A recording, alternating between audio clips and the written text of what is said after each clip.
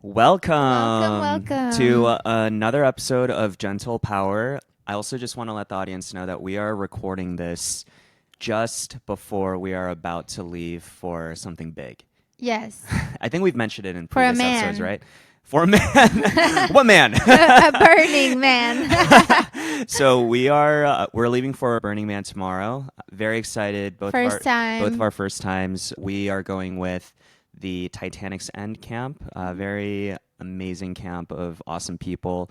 Super high production camp. I'll be DJing out there Yeah, on you're the. DJing a sunrise set, which is a big deal I was at Burning when I Man. saw the lineups come up and I saw my name on that sunrise slot. I first of all I was super honored that they would Yeah. trust me with that, and also this being our first time going to Burning Man and also joining the Titanic Sun camp. But it just reminded me how welcoming this community has Yeah. been, and we've already become very close friends with so many people in the camp, and we are excited to be out there on the playa. Yeah. We will see.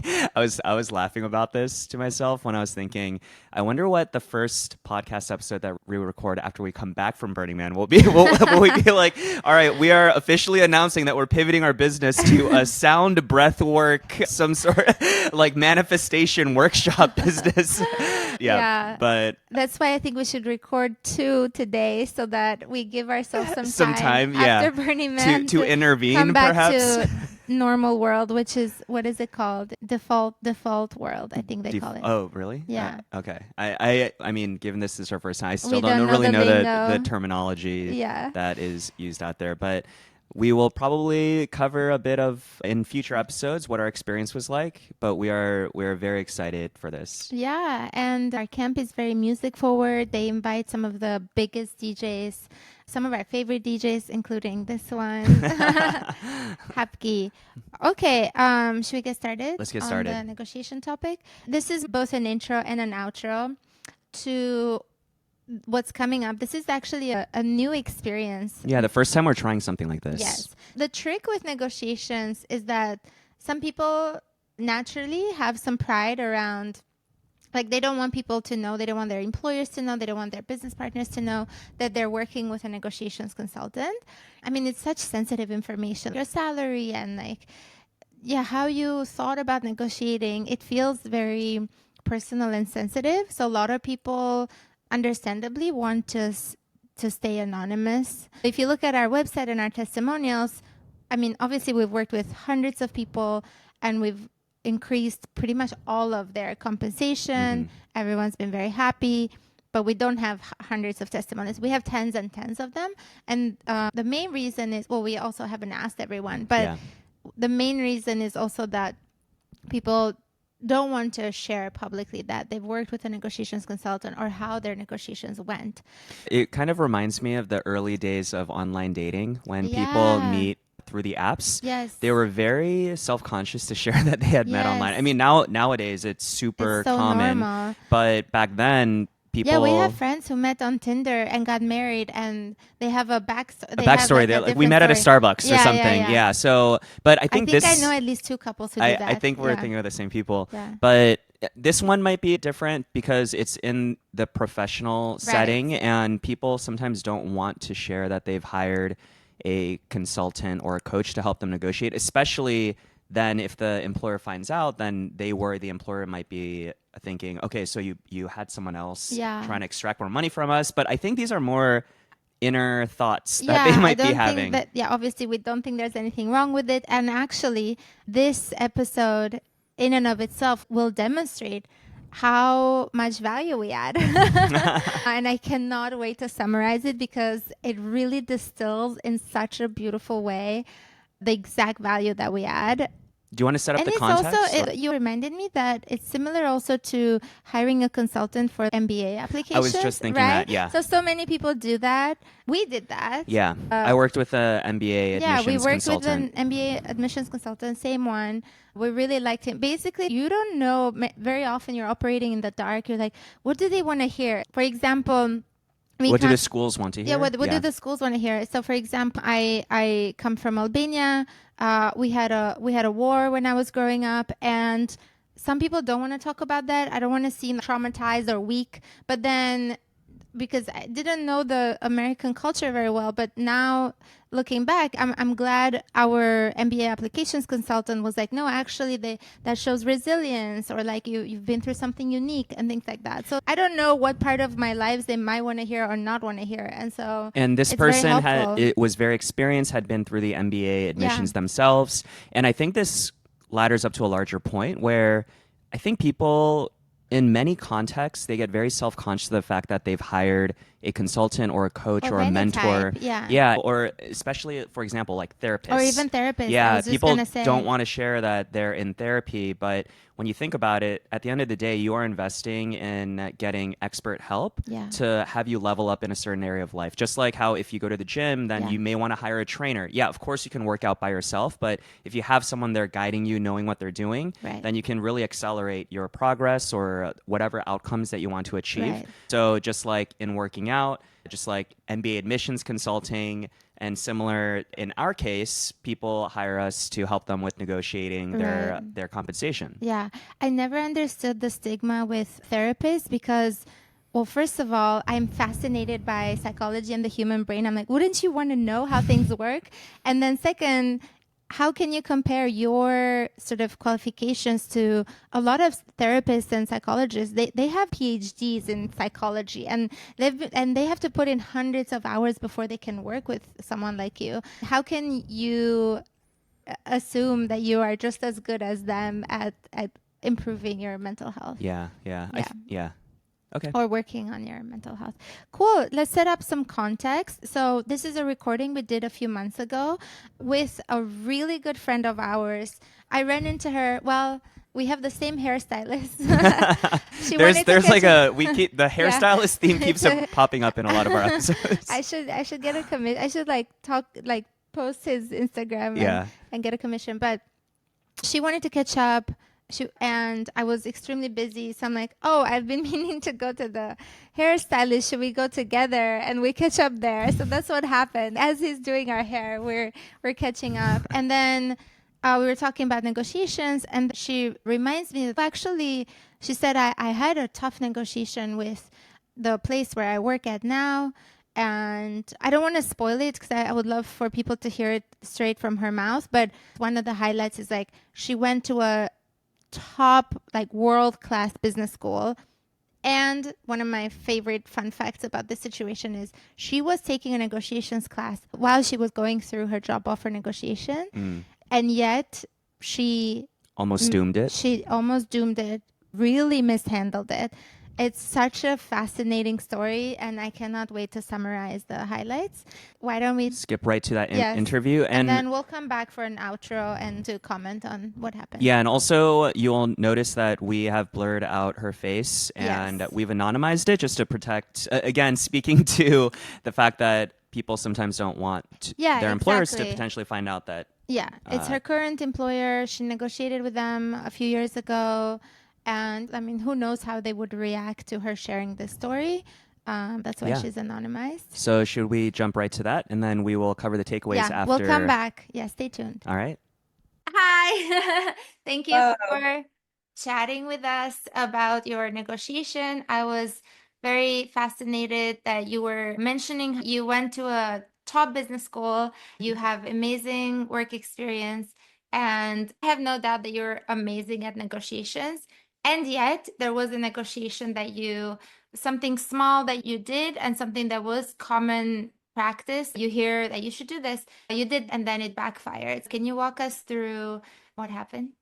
yeah, certainly. And I guess maybe even to set the stage a little bit, in business school, I was currently taking a negotiations Oh, class. you were? Okay. Yes. And in previous jobs, I've worked in environments that involve doing deals and have a lot of negotiation in the day to day.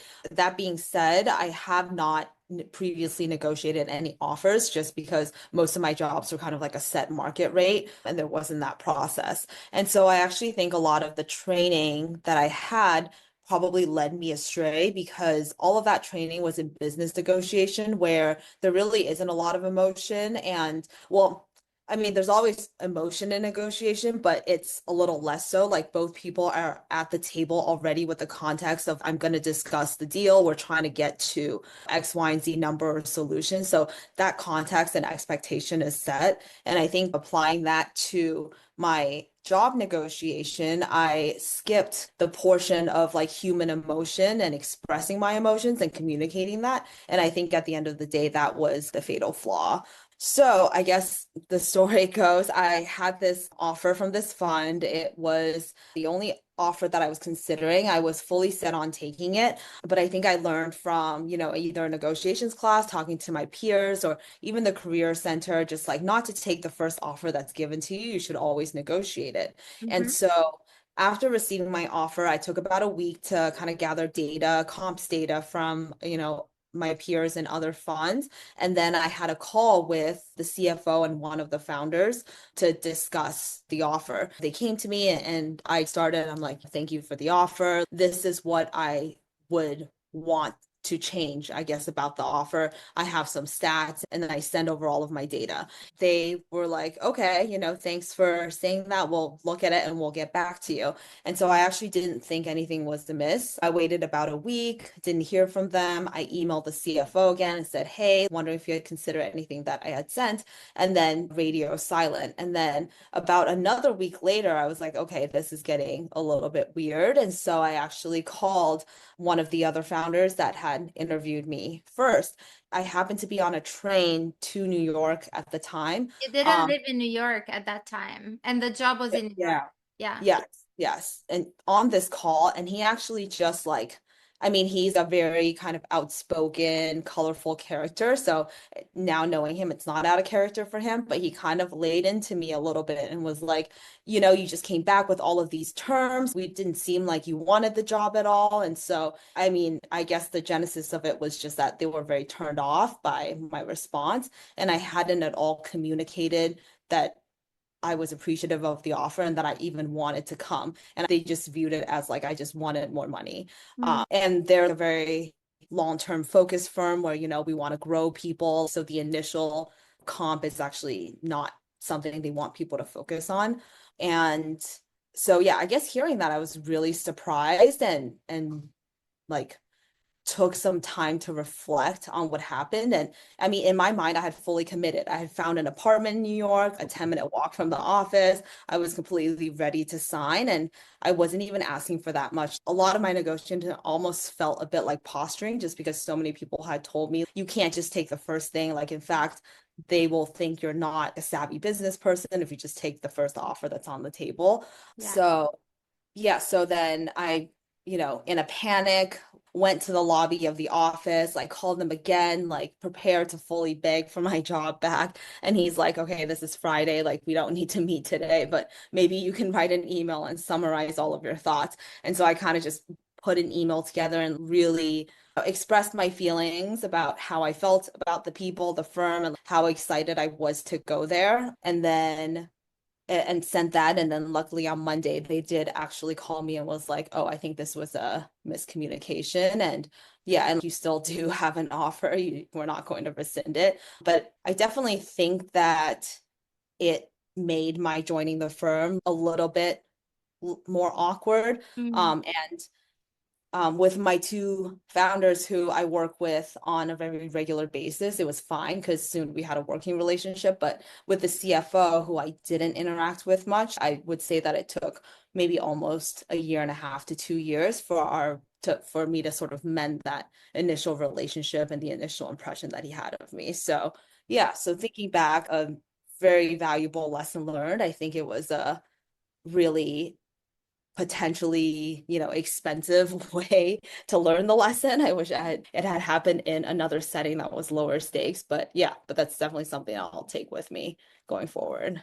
Well, what jumps out at me, first of all, is that you actually went to the office in Yeah. person. Yeah. So You you, do, or especially if you have a remote job or yeah. yeah. Like you first emailed and then that didn't work. Okay, I'm gonna phone call. Okay, that's not working. I'm just gonna show up in person. Yeah, so that's great. I'm really glad you got the offer. And what you said actually also made me think when I was in graduate school, I also took some negotiation courses. And sometimes when you're in that academic setting, you think, okay, what I learned, I'm just going to apply to the real world, Mhm. just the way that I learned in the syllabus or the course materials. But one thing that a lot of people forget, negotiations for job offers, when you're negotiating compensation, there are very specific strategies that actually work just in that context or that are very important in that context. Yeah. I was gonna say this is also sort of the danger of AI because I know there's some GPTs out there that are, focused on negotiations. And similarly, just like how we couldn't apply learnings from top business school classes and taught by world-class experts, you can just copy paste it into your job offer negotiation. I think you can draw the same line with AI. You can just take whatever AI tells you and then apply it to a specific situation. Mhm. Yeah, no, definitely. I think the context of who you're negotiating with in retrospect seems like extremely important. Context of the culture and the values of the firm. They want someone who wants to see long term, right? They don't want someone who's trying to get X thousand dollars more in the first year. And so that is like something that should have been like really important that I wouldn't know just from kind of applying like template or boilerplate strategies. Yeah. Yeah, when we talk to clients and also a lot of people who are interested in working with us, one Mhm. thing that always comes up is one of our most important principles is for people to always show excitement and enthusiasm for the job that they're applying to. But when we've actually gotten pushback on this, and especially for those who are very competitive in the market, and we work with very qualified people, they have all the skills, they can get many offers. If they have multiple offers, especially, they say, actually, wouldn't it be better for me to kind of play them Take off of each other? Play it a little cool, maybe a little hard to get. Isn't that the best way to show leverage? Or if I show too much excitement, doesn't that actually give away my leverage? Because it makes me look desperate for the job. But But it doesn't. it doesn't Yeah. at all. And Yeah. I think in the real world, people want to hire people who be excited to be there. That Yeah. means they'll be motivated employees. They'll on ramp fast. They'll be very pleasant coworkers to deal with. And so the best way to signal when you're applying to jobs that is through excitement and enthusiasm. And that actually thaws the most resistance from them actually giving you what you want, making concessions, and having the negotiation go your way. So on that note, how much did you tone down your natural excitement or were you very aggressive? I want to sort of paint a fuller picture of what you specifically did that backfired. Yeah, no, that's actually a great point that I forgot to mention. But I guess first of all, I would say just my personality. I'm not a super emotional, maybe outwardly excited person. So I think I should kind of keep that in mind to start with. And definitely number two, I think I was thinking to myself, I want to keep, I want to play a little hard to get. I don't want them to, yeah, I don't want to lose leverage in the negotiation. And so, I should come out a little stronger and be more coy. And so I think that was also kind of misguided thinking on my part. Yeah, I see. And then what exactly happened on their part? Did you feel like they were ghosting you or did they actually say we're rescinding or Yeah, I think the CFO was ghosting me. I'm not actually sure what the communication was between the right? three people. Yeah, because he actually did end up, I mean, I completely dropped it, obviously, after that, but he actually did end up giving me a little bit more than in my initial base and like unexpectedly, and I was surprised by that. So it seems like maybe he felt a little bad about kind of the actions on their part Yeah. too. So yeah, I wouldn't say maybe that's like a customary behavior of a Yeah. firm, but yeah. But they essentially stopped replying to you, it sounds like. Mhm. Yeah. Yeah. That must have been really nerve-wracking to Yeah. actually get the offer and all of a sudden they just disappear on you or they're not Yeah, responding. Yeah. 100%. Yes. Yeah. I guess to summarize in my head, knowing you, you're a rock star, you went to an incredible business school, you had work experience before. At this point, you were kind of mid-career when you did this negotiation, and this advice was kind of validated from common sense and common knowledge and what like You said the career office mentioned and maybe the negotiation class. I guess this is a plug for our service, which is like even the ingredients were amazing. So we have a lot of people who are like, we're great negotiators already. What do you do for us? And we have such a granular view as well as a macro view of negotiating job offers and business deals that we'd like to think we add a lot of value, even when people are rock stars like yourself. Yeah, no, 100%. I think I just learned that contract negotiation in terms of employment is a pretty specific thing that needs to be handled with experience from, people who have seen that a lot. And just because I've had experience in other, business negotiation, I was a complete, I guess, noob, as you would say, in terms of like employment negotiation. And it was vastly different. Cool. Well, thank you so much. So we're back from interviewing our good friend. I hope you found that story fascinating. As I've been mentioning multiple times, I'm dying to summarize the takeaways. There is some pure gold in this story. So first of all, our friend would negotiate regularly for her top tier jobs. She went to an absolute world class, maybe top 5 business school in the world. Number one. Number two, she got an extremely prestigious job, and she used to work at very prestigious jobs even before her MBA. Crushing it in her Crushing career. it, and it would entail negotiating regularly. So even before she mishandled this negotiation, she was negotiating in her previous job. This is not someone who's like, what are negotiations like? And she was doing like several $1 million deals and very exciting business deals. Other favorite takeaways that I have, I'm reading on my phone. You can be an amazing professional and mishandle negotiations. You can be an amazing person and mishandle negotiations. She's absolutely, we can attest to her being an incredible person. You can have also gone to world-class business school. You can have worked on negotiations throughout your career. You can be taking a negotiation class from world-class experts right there and then and still mishandle negotiation. And then my favorite point is, just like you can have all of that and still mishandle negotiations, we can with some confidence deduce that AI can't help you either. At least right now. We don't know. At least not yet. And I think a good analogy is maybe relationships. You can read all the books about relationships and still not know how to handle a real life conflict, right? Yeah. Those are basically some of the takeaways. Okay. And the other interesting thing is that the advice that she was getting was legit. It's not like she wasn't getting good advice. I mean, we talk about how there's a lot of misconceptions out there around negotiations, but she was getting good advice, and yet the execution mattered, and she still was unable to execute it on par with how it required, right? I think that also speaks to the value that we bring when we work with clients. Right. So we have client videos that share our entire process from end to end, and someone could watch all of that and know what to do and say at every step. However, everything becomes so contextual once the negotiation kicks off. Right. And so they may think that, okay, based on one of our tactics or strategies, I should say this, right? But then you and I, we understand the client's context, everything that has been said and done Right. up to that point, what the demeanor of the recruiter has been like, what their other offers are. We bring all of that in and say, well, in this particular case, you might want to tweak the wording of this part because that will edge out your leverage in a better way versus just using the standard advice. That speaks to how contextual it gets. Yeah, for sure. I have 2 examples of how it's very contextual. One is when at the beginning, if they tell you we don't negotiate at all, our first offer is our best and final. Alex and I can read with a lot of confidence whether they mean it or not. Well, spoiler alert is that most of the time they don't mean it. And especially if you have another offer, it doesn't have to be a better offer. The first offer is almost always negotiable. And then the other one is when they say this is our best and final. Most likely it is, but there's still some nuance as to when it's not.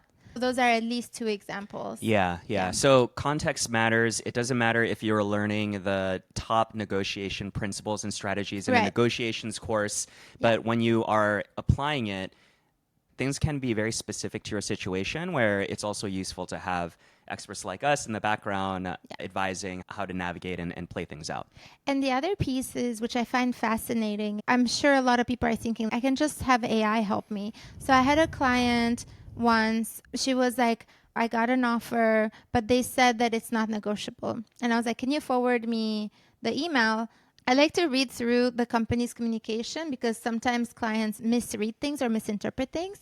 And so the company has said the base salary is not negotiable, not that the total comp. They had said the salary is not negotiable. And a lot of people, when they say salary, they hear or mean total comp. I'm like, oh, they just meant base salary. So I think like in the context of AI or in the context of why you need some real hand holding, you may have told AI, like they said the comp is non-negotiable, and like there's a lot of nuance that non-experts, including AI, might not catch, and where we add a lot of value. Yeah.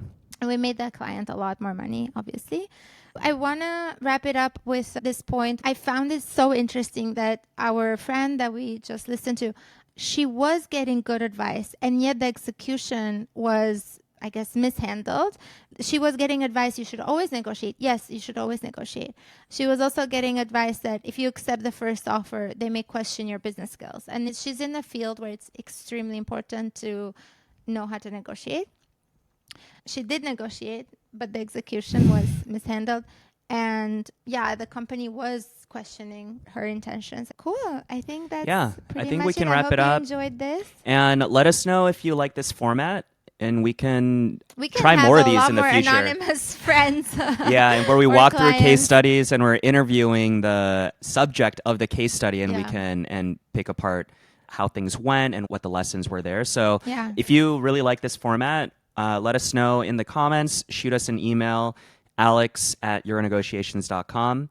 Plural, And your negotiations. yournegotiations.com. And keep us posted, but we're looking forward to the next episodes, also with our Burning Man recap. But I was going to say, if we keep doing this format, we have some wild stories. Oh, we yeah. have CEOs negotiating with the board. In some cases, it felt like, very Succession-like, right? Yeah, very Succession. Former executives negotiating with some of the most exciting companies and teams at big companies that are at the frontier of innovation. I love our job. Yeah, I like the teasing that you're Yeah, putting yeah, out for what's to come. So Uh, I wonder, maybe we do a whole series of podcasts that's just called Negotiation War Stories. Yes. And we can go through some of the really interesting and wild negotiations that we have witnessed and help negotiate. Yeah, awesome. All Okay, right. talk soon. All right, Bye. see ya.